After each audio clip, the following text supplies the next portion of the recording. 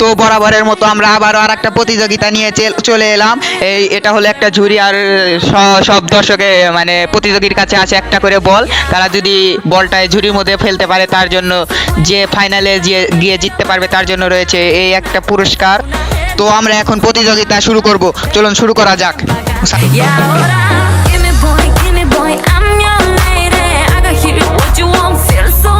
আমাদের মাঝে তৃতীয় প্রতিযোগিতা বলটা ঝুড়ির ভিতরে ক্যাচ করে দিল। এরপর চতুর্থ প্রতিযোগী, দেখা যাক কি হয়।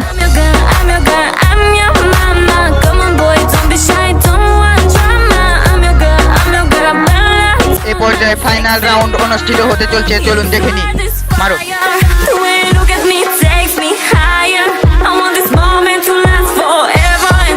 আজকে দুই প্রতিযোগিতার মধ্যে কেউ বলটা ঝুড়িতে ক্যাচ করতে পারেনি, তার জন্য সেই প্রতিযোগিতা বাতিল করা হলো।